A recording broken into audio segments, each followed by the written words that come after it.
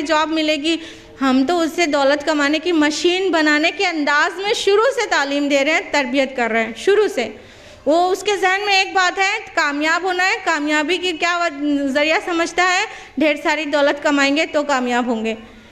उसे दुनिया की हक़ारत और आखिरत की पायदारी बताइए। कामयाब हो दुनिया में भी, डॉक्टर बने, इंजीनियर बने, ऑफिसर बने, लेकिन आखिरत को भूल कर नहीं। हज़रत अली को जब खंजर लग गया था तो उन्होंने अपने बच्चों को जो नसीहत की थी वो क्या थी कि ऐ मेरे बच्चों, अगर दुनिया और आखिरत दोनों में टकराव हो जाए तो तुम दुनिया को बेच देना, आखिरत को ना बेचना। हज़रत मोहम्मद सल्लल्लाहु अलैहि वसल्लम ने अपनी बेटी से कहा, या फ़ातिमा तो बिन्ते मोहम्मदिन अनक़ज़ी नफ़्सक मिनन नार। है फ़ातिमा, ए मोहम्मद की बेटी, अपने आप को आग से बचाओ। एक नबी होकर अपनी बेटी को खुद से आग से बचने के लिए कह रहे हैं। हमको अपने बच्चों के लिए भी इन चीज़ों की फ़िक्र करना चाहिए। हम जब बच्चों को यहाँ धूप में देखते हैं, धूप की तपिश लगती है, तो अपने बच्चों से कहते हैं के लिए एकदम तड़प जाते हैं। अगर वो पसीने में शराबोर हो के घर आए तो हम बिल्कुल बेचैन बेकरार हो जाते हैं। हाय मेरे बच्चे को कितनी गर्मी लगी स्कूल जाने, स्कूल से आने में या कोई भी काम करने में, कितनी तकलीफ़ होती है। लेकिन जब वही बच्चा पूरा का पूरा मुसल्लम आग करने वाला बन जाएगा तो बहुत खुशी होगी क्या?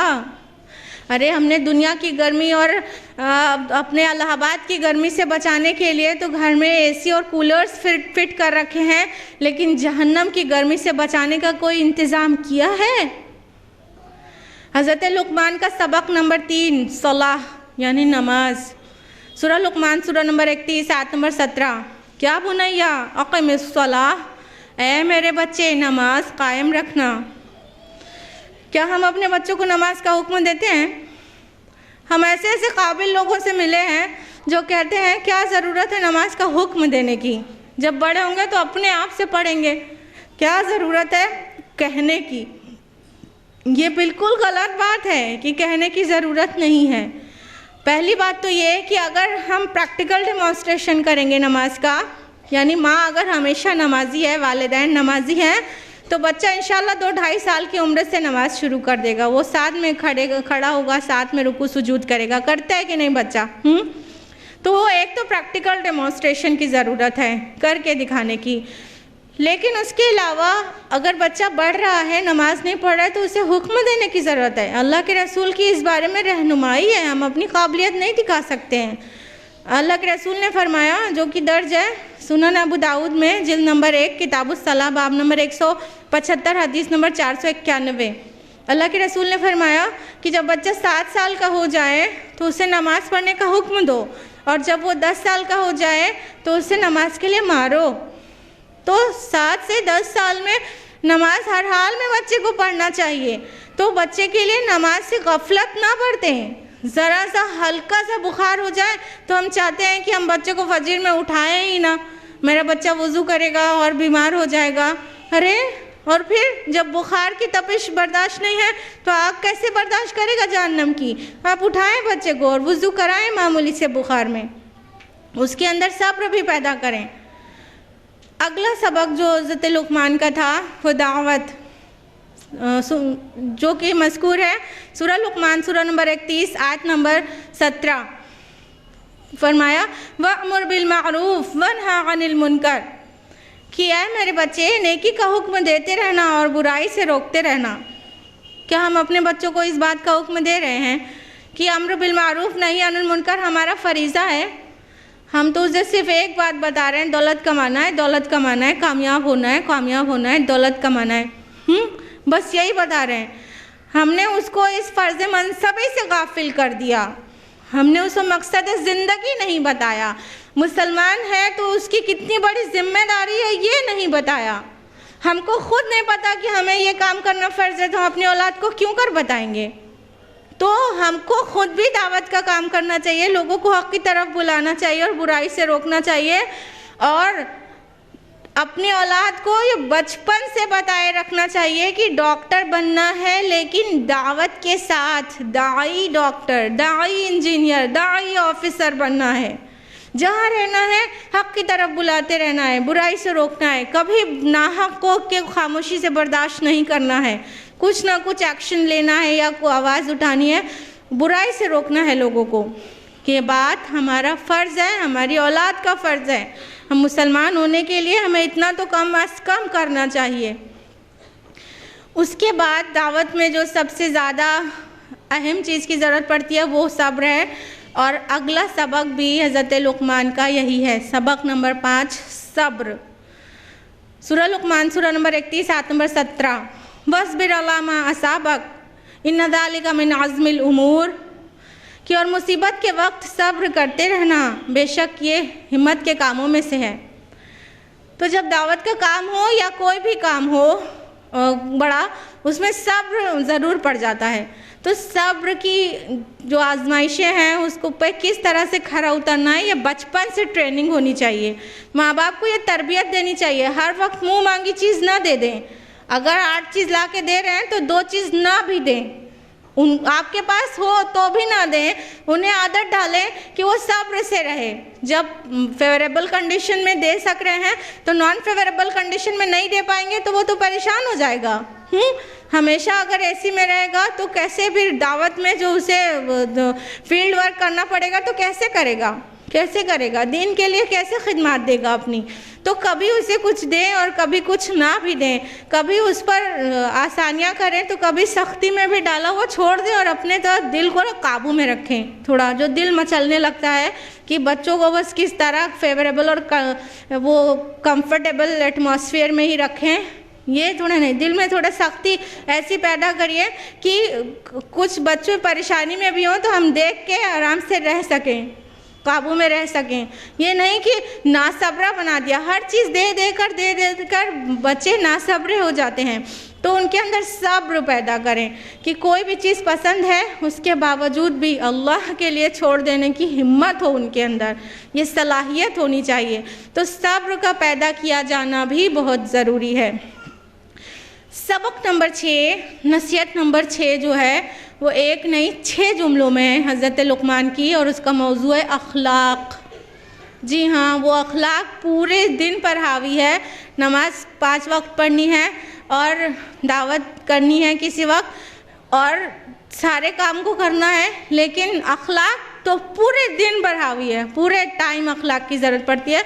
6 जुमलों में अखलाक की ताकीद की, जो कि मज़कूर है सूरह लुक़मान सूरह नंबर 31 आयत नंबर 18-19 में। फरमाया वला तुसाइर खद्दक लिन्नास, और लोगों के सामने अपने गाल ना फुला, वला तमशी फिल अर्द मराहा, और ज़मीन पर इतरा करना चल, अकड़ करना चल। अल्लाहु ला युहिब्बु कुल्ला मुख्तालिन फ़ख़ूर, और अल्लाह ताला किसी भी अकड़ने वाले शेखी खोरे को पसंद नहीं करता। वक़्सिद फ़ी मशिक, अपनी रफ्तार में म्याना रवि इख्तियार कर। वग़्ज़ुज़ मिन सौतिक, और अपनी आवाज़ को पस्त रख। इन्ना अनकरल अस्वात लसौतुल हमीर, कि यकीनन आवाज़ों में बुरी आवाज़ गधे की आवाज़ है। क्या हम अपने बच्चों को हम्बल बना रहे हैं? क्या हम अपनी औलाद को ऐसी संजीदगी की तालीम देते हैं? हम तो बल्कि उससे कहते हैं तन के चलो, पता चलना चाहिए अमीर बाप की औलाद है।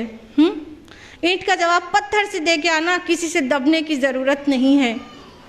तो ये सिखा रहे हैं हम अपनी औलाद को, बल्कि उन्हें सिखाएं कि संजीदा किस तरह रहा जाता है और किस तरह मुहज़्ज़ब इंसान की, मुसलमान की क्या पहचान होती है।